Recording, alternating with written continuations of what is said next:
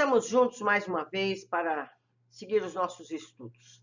Estamos lendo Nos Domínios da Mediunidade, de André Luiz e Chico Xavier, é o 8º livro. Este livro vai nos apresentar diversas formas de mediunidade. São breves exemplos, mas que podem nos abrir portas para estudos mais avançados, conforme o interesse de cada um. O capítulo que vamos ler está centrado nas bases educativas da mediunidade, como em outro livro foi o estudo do cérebro. Precisamos conhecer mais para melhor aproveitar os capítulos seguintes. Vamos lá, estudando a mediunidade. Indubitavelmente, concordava o assistente Aulus, a mediunidade é problema dos mais sugestivos na atualidade do mundo. Aproxima-se o homem terreno da era do espírito, sob a luz da religião cósmica do amor e da sabedoria, e, de certo, precisa de cooperação a fim de que se lhe habilite o entendimento. O orientador, de feição nobre e simpática, recebera-nos a pedido de Clarencio para um curso rápido de ciências mediúnicas. Especializara-se em trabalhos dessa natureza, consagrando-lhes muitos anos de abnegação.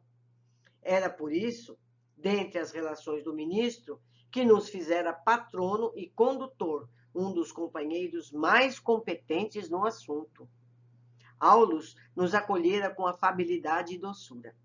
Relacionando aflitivas questões da humanidade terrestre, pousava em nós o olhar firme e lúcido, não apenas com o interesse do irmão mais velho, mas também com a afetividade de um pai enternecido. Hilário e eu não conseguimos disfarçar a admiração. Era um privilégio ouvi-lo discorrer sobre o tema que nos trazia até ali.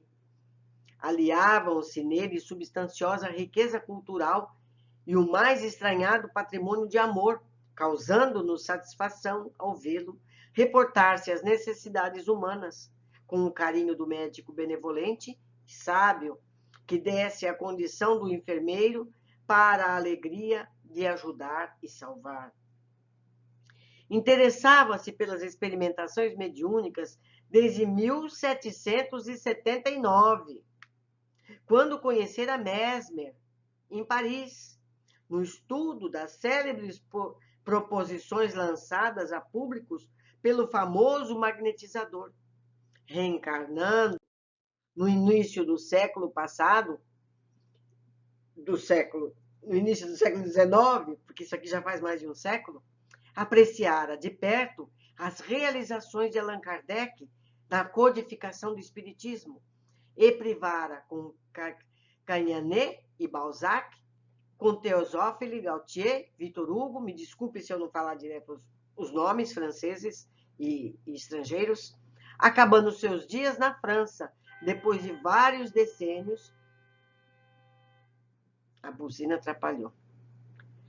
Depois de vários decênios consagrando a mediunidade e ao magnetismo nos moldes científicos da Europa. No mundo espiritual, prosseguiu no mesmo rumo, observando e trabalhando em seu apostolado educativo, dedicando-se agora à obra de espiritualização no Brasil. E isso há mais de 30 anos, comentava. Ou seja, nos anos 1900. Comentava otimista as esperanças do novo campo de ação, dando-nos a conhecer a primorosa bagagem de memórias e experiências de que se fazia portador. Maravilhados ao ouvi-lo, mal lhe respondíamos a essa ou aquela indagação. Conhecíamos, sim, informados, respeitosos em dado momento, alguns aspectos do intercâmbio espiritual, todavia o nosso desejo era amealhar mais amplas noções do assunto, com a simplicidade possível. Em outras ocasiões, estudáramos de leve alguns fenômenos da psicografia, incorporação, materialização. No entanto, isso era muito pouco. À face dos múltiplos serviços que a mediunidade encerra em si mesma. O anfitrião afável aqueceu em elucidar-nos, colaborava em diversos setores de trabalho e prodigalizar-nos-ia aquilo que considerava com humildade como sendo alguns apontamentos.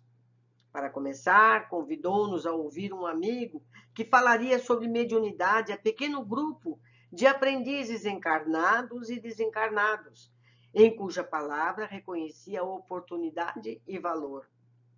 Não nos fizemos de rogados ante obsequiosa lembrança. E porque não havia tempo a perder, seguimos-lo prestamente. Em vasto recinto do Ministério das Comunicações, fomos apresentados ao instrutor Albério, que se dispunha a iniciar a palestra. Tomamos lugar entre as dezenas de companheiros que o seguiam, atentos, em muda expectação. Como tantos outros orientadores que eu conhecia, Albério assomou a tribuna sem cerimônia, quase nos fora simples irmão, conversando conosco em tom fraternal. Meus amigos, falou com segurança, dando continuidade aos nossos estudos anteriores, precisamos considerar que a mente permanece na base de todos os fenômenos mediúnicos. Não ignoramos que o universo, a estender-se no infinito por milhões e milhões de sóis, é a exteriorização do pensamento divino, de cuja essência partilhamos em nossa condição de raios conscientes da eterna sabedoria, dentro do limite de nossa evolução espiritual. Da superestrutura dos astros à infraestrutura subatômica, tudo está mergulhado na substância viva da mente de Deus, como os peixes e as plantas da água estão contidos no oceano imenso. Filhos do Criador, dele herdamos a faculdade de criar e desenvolver, nutrir e transformar. Naturalmente, circunscritos nas dimensões conceituais em que nos encontramos, embora na insignificância de nossa posição, comparada à glória dos espíritos que já atingiram a angelitude, podemos arrojar de nós a energia atuante do próprio pensamento, estabelecendo em torno de nossa individualidade o ambiente psíquico que nos é particular. Cada mundo possui o campo de tensão eletromagnética que lhe é próprio, no teor de força gravítica em que se equilibra, e cada alma se envolve no círculo de forças vivas que lhe transpiram do hálito mental na esfera das criaturas a que se emana, em obediência às suas necessidades de ajuste ou crescimento para a imortalidade. Cada planeta revoluciona na órbita que lhe é assinalada pelas leis do equilíbrio, sem ultrapassar as linhas de gravitação que lhe dizem respeito, e cada consciência evolve no grupo espiritual a cuja movimentação se subordina. Somos, pois, vastíssimo conjunto de inteligências, sintonizadas no mesmo padrão vibratório de percepção, integrando um todo, constituído de alguns bilhões de seres que formam, por assim dizer, a humanidade terrestre. Compondo assim, apenas humilde família no infinito concerto da vida cósmica, em que cada mundo guarda somente determinada família da humanidade universal. Conhecemos, por enquanto, simplesmente, as expressões da vida que nos fala mais de perto, limitados ao degrau de conhecimento que já escalamos. Dependendo dos nossos semelhantes, em nossa trajetória para a vanguarda evolutiva, à maneira dos mundos que se deslocam no espaço, influenciados pelos astros que os cercam, agimos e reagimos uns sobre os outros através da energia mental em que nos renovamos constantemente, criando e alimentando, destruindo formas e situações, paisagens e coisas na estruturação dos nossos destinos. Nossa mente é, dessa arte, um núcleo de forças inteligentes gerando plasma sutil que a exteriorizar-se incessantemente de nós, oferece recursos de objetividade às figuras de nossa imaginação, sob o comando de nossos próprios desígnios. A ideia de um ser organizado por nosso espírito, a que o pensamento dá força e ao qual a vontade imprime movimento e direção. Do conjunto de nossas ideias resulta a nossa própria existência. Eu vou ler de novo. Do conjunto de nossas ideias resulta a nossa própria existência. O orador fez pequeno intervalo que ninguém ousou interromper e prosseguiu comentando.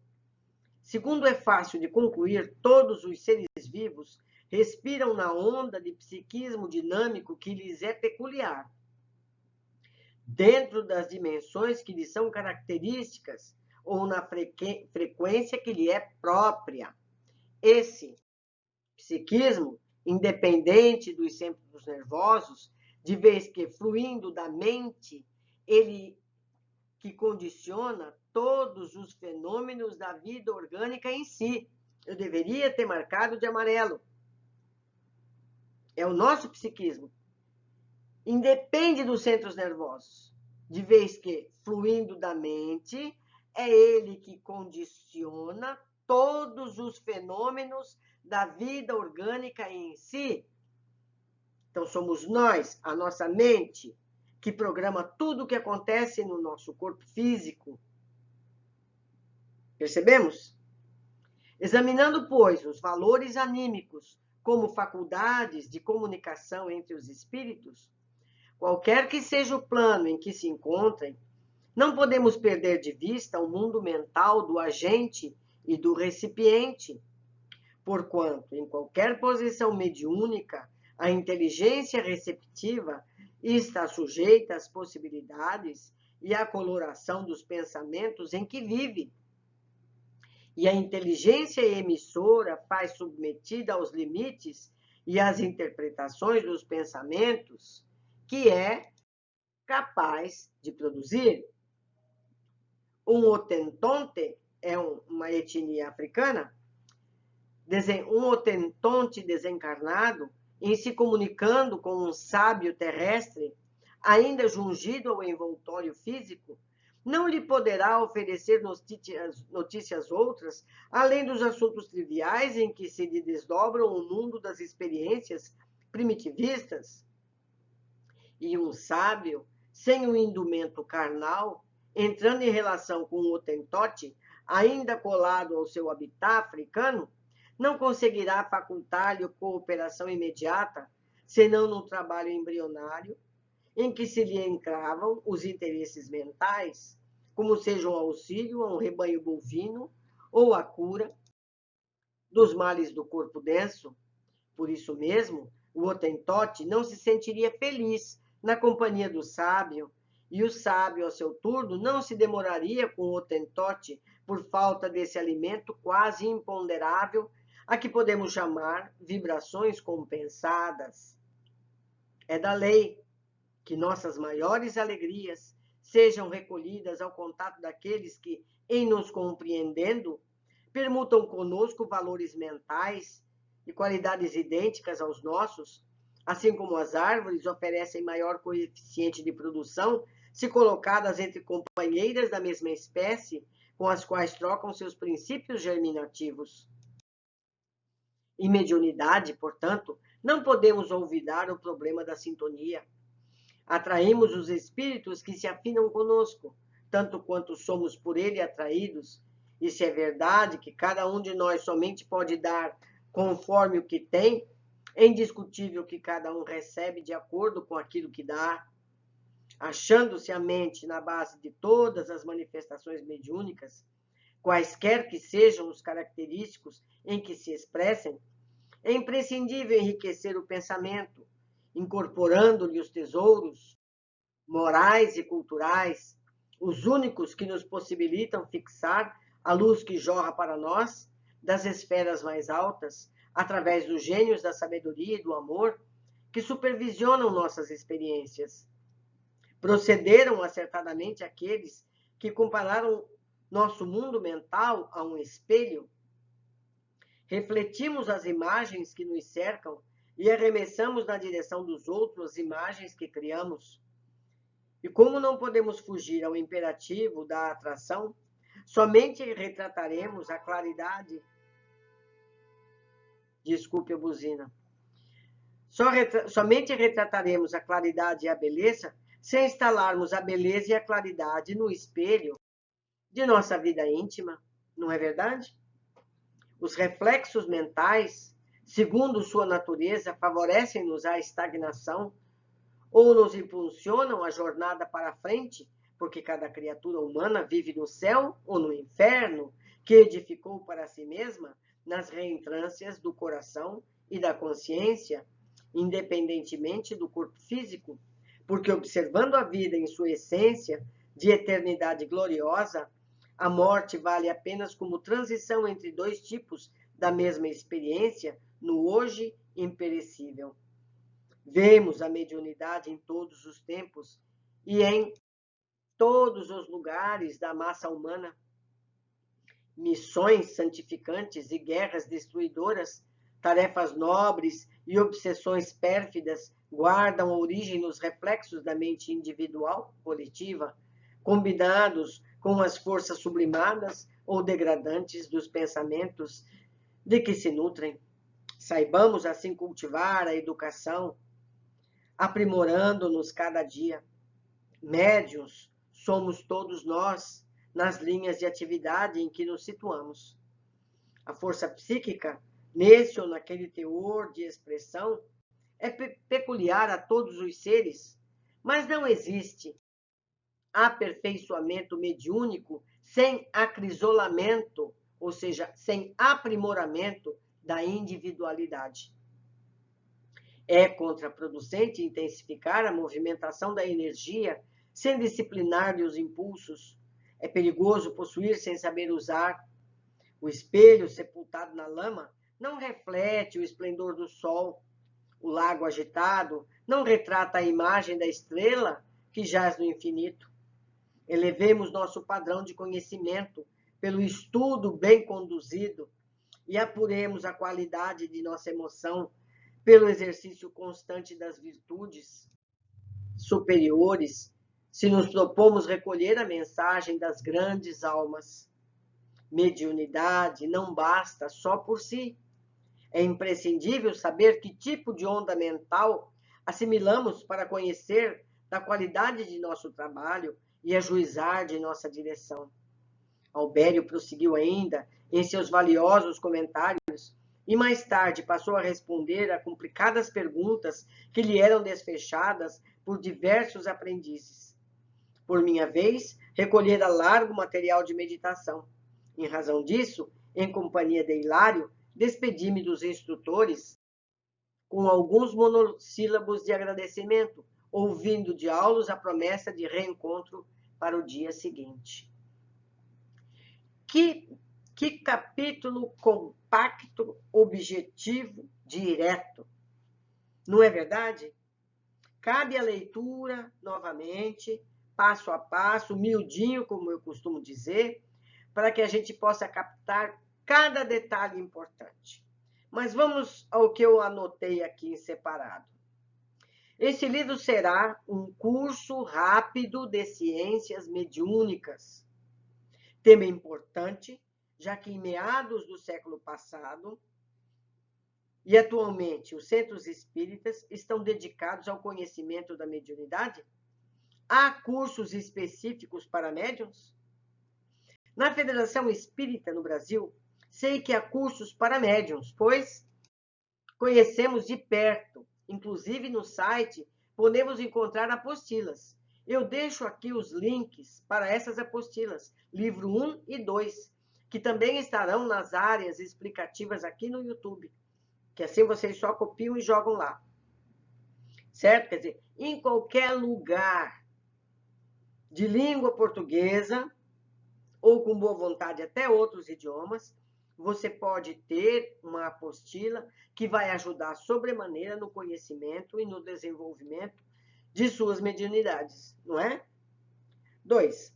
Precisamos atualizar a ideia que se estabeleceu sobre Deus. Não é um velhinho sentado no trono. Não é mesmo. Diz aqui o livro. Da superestrutura dos astros, a infraestrutura subatômica, tudo está mergulhado na substância viva da mente de Deus, como os peixes, as plantas da água estão contidos no oceano imenso. Dele herdamos a faculdade de criar e desenvolver, nutrir e transformar. Veja o que ele disse: estamos mergulhados em Deus. Não acreditar em Deus é como não acreditar no ar que respiramos. E por sermos criados por Ele, também criamos constantemente, apenas ainda não desenvolvemos a consciência das nossas criações. Tudo que pensamos é resultado de nossa usina de criação. Por isso é tão importante a disciplina mental. Podemos arrojar de nós a energia atuante do nosso próprio pensamento, estabelecendo em torno de nossa individualidade um ambiente psíquico que nos é particular. Nós vivemos imersos naquilo que criamos.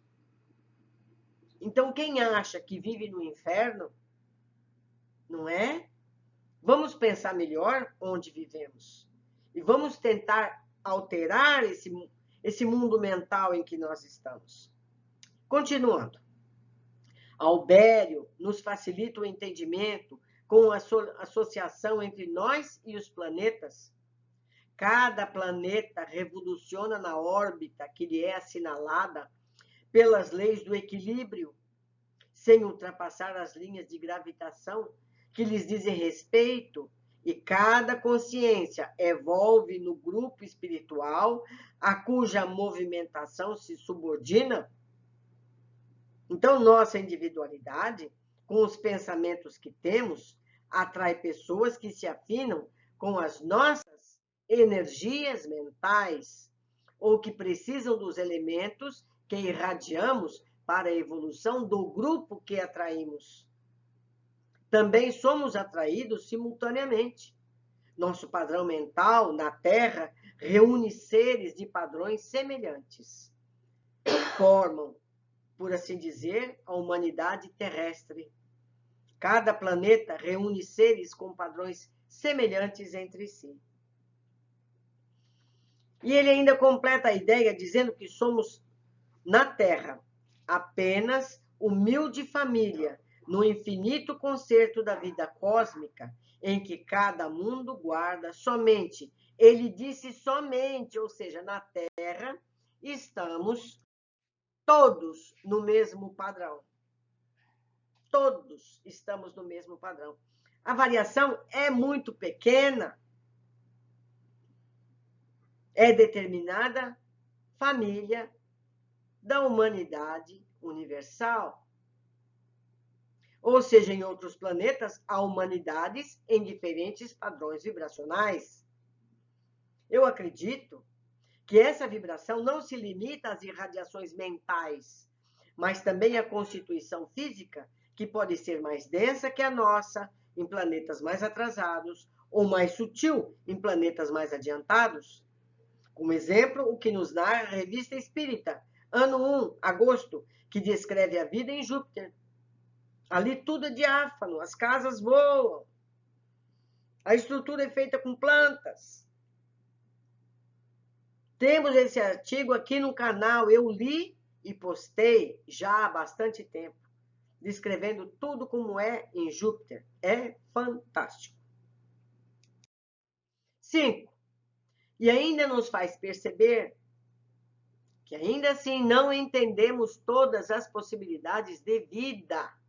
As expressões da vida que nos fala mais de perto, limitados ao degrau de conhecimento que já escalamos. Não temos ainda maturidade espiritual para entender as variedades de forma de vida, mesmo em nosso planeta Terra. Muitas pessoas ainda ficam indignadas quando nos referimos à evolução biológica já descrita pela ciência. Albério detalha: agimos e reagimos uns sobre os outros através da energia mental em que nos renovamos constantemente, criando, alimentando e destruindo formas e situações, paisagens e coisas na estruturação dos nossos destinos? Alguns podem ter estranhado quando ele afirmou que nos reunimos segundo nosso padrão vibratório, afirmando ainda que na Terra estamos no mesmo padrão. Nos achamos com padrões mais altos que o do corrupto, para não avançar mais nessa diferença. Assassinos, ladrões, não é verdade? Mas Albério fala da necessidade dos ajustamentos entre os seres, as necessidades evolutivas. Precisamos conviver entre essas pequenas diferenças para podermos crescer através das relações, acertando atitudes. Porque tudo é comparação. Você não conhece o certo ou o errado senão por comparação. Não é verdade?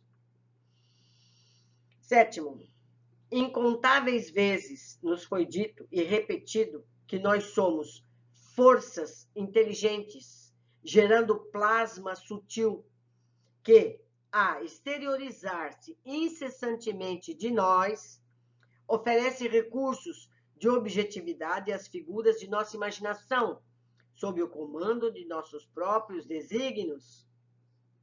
Ou seja, criamos com nossas mentes as vidas que temos, seja hoje ou em vidas anteriores. Não adianta pensar que a nossa criação é só desta vida.